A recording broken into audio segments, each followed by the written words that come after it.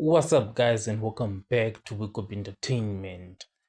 So, Makhumalo is not happy at all about Musamseleko getting a fifth wife. Well, I've been wondering for quite some time why she is not happy about all of that.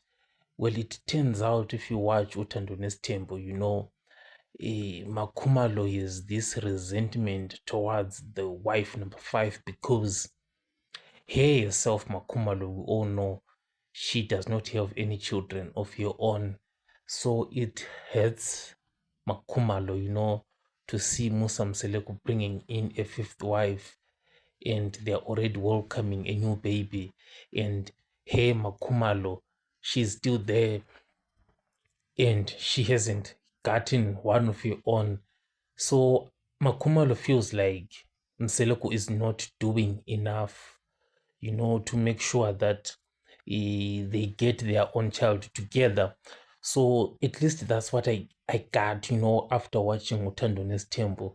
If you watch like most of the episodes, Makhumalo sort of like drops those hints.